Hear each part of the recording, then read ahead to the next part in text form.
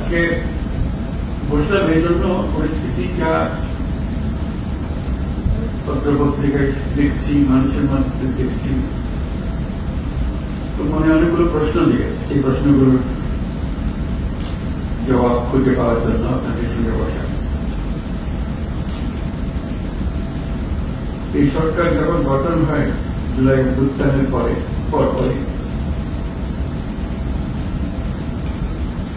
আমি বিমানবন্দরে উপস্থিত হওয়ার 8 তারিখ মনে আছে আপনাদের, সবার কাছে একটা আহ্বান জানিয়েছে এবং আন্তরিকভাবে বলেছে, কোন রাজনৈতিক বক্তব্য বা এরকম যারা শুনছে শ্রোতা পোষণ বক্তব্য ছিল না। বলছিলাম যে আমরা একটা পরিবার, আমরা আমাদের নানা মত থাকবে, নানা ধর্ম থাকবে, নানা রীতিনীতি থাকবে, কিন্তু পরিবারে আমরা সবাই একই পরিবারের সদস্য। এটাতে জোর দিয়েছিলাম। আমাদের শত পার্থক্য সত্ত্বেও আমরা কারোর শত্রু নই, পরস্পরের শত্রু নই। আমরা এক জায়গাতে এক কাতারে ওইখানে চলে আসি যখন আমাদের জাতীয়তার প্রশ্ন আছে, আমাদের পরিচয়ের প্রশ্ন আছে। আমরা বাংলাদেশি, আমরা এক পরিবারের সদস্য। তারপরে যখন শপথ গ্রহণ করলাম তখন থেকে শোনা আরম্ভ করলাম যে সংখ্যালঘুদের উপর অত্যাচার হয়েছে।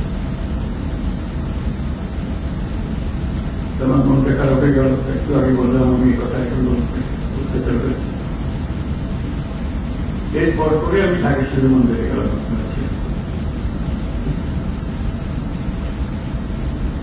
সেখানেও একটু বললাম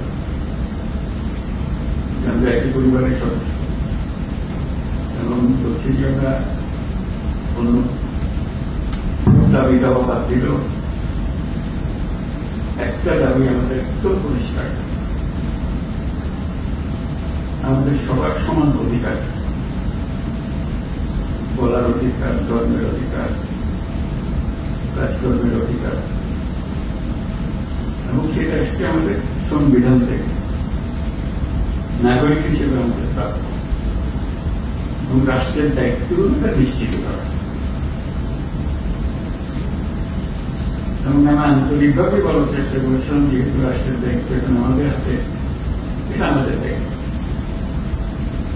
নিশ্চিত করা, দায়িত্ব যে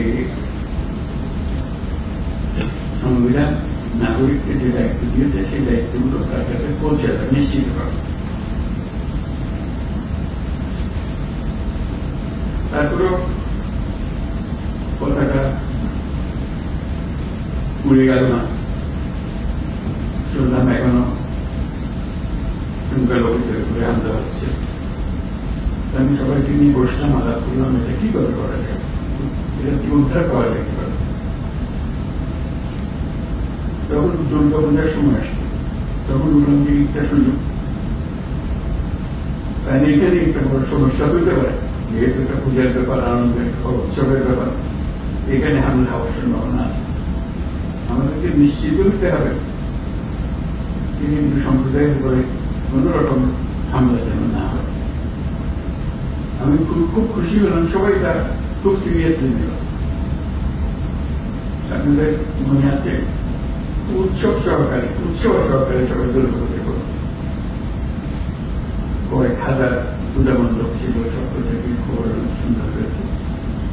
চাঁদিবাজারে একটা ঘটনা হয়েছিল, একটা ককটেল পাঠিয়েছিল, একটা ফাটাই ককটেল মেরেছিল, এটি একমাত্র খবর ছিল।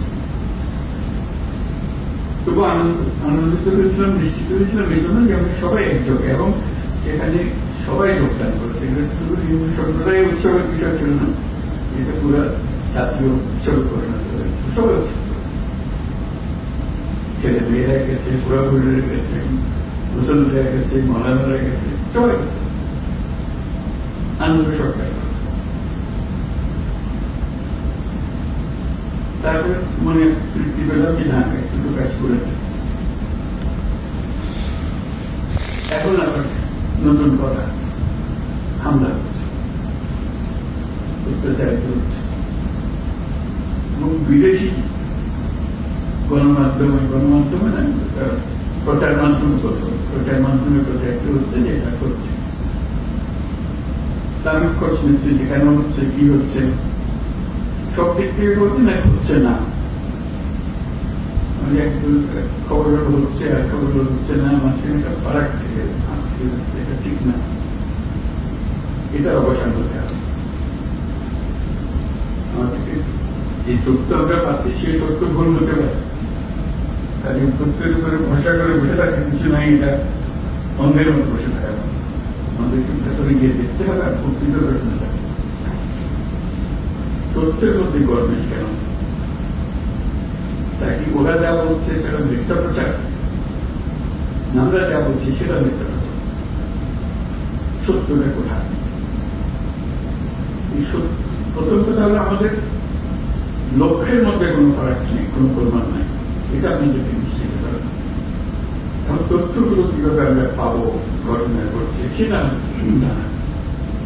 প্রকৃত তথ্য অনেক সময় সরকারি তথ্যের উপর ভরসা করা যায়,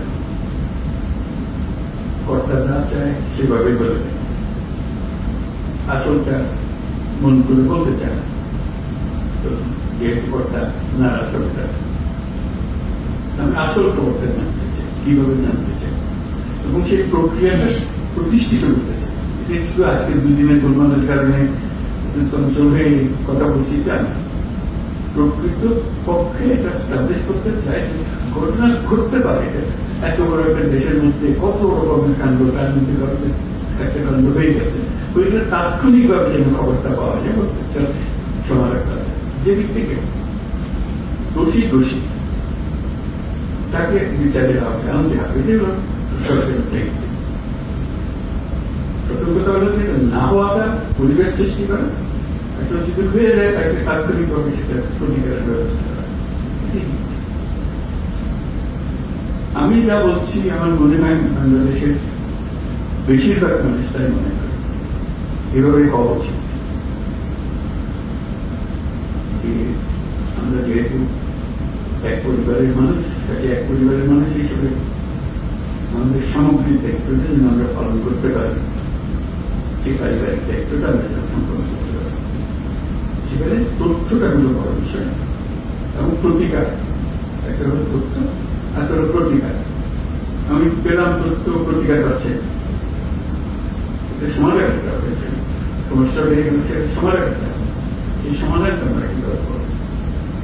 আজকের আলোচনা কলাগুলি আলোচনা করে আলাপ করবো, আমাদের লক্ষ্যের মধ্যে কোনো বন্ধন নেই। এখন এই তথ্য প্রবাহটা কিভাবে হবে, দোষীকে কিভাবে করতে হবে, যাতে করে অন্যরা মেসেজটা পেয়ে যায়, যেখানে গোলমাল করে সুবিধা হবে, বিপদ হবে, তার পরিবার জেনে যায়, তার প্রতিবেশী জেনে যায় যে ধরা হচ্ছে, ভবিষ্যতে কেউ উৎসাহিত না। এরকম এক বাংলাদেশ আমরা করতে চেয়েছি, সেটার নামে আমরা নতুন বাংলাদেশ বলেছি এবং আমরা এটা বিশ্বাস করি। এটা শুধু কথা দিকে আপনাদেরকে সন্তুষ্ট করে আজকে মতো বিদায়ীরা বলবো না,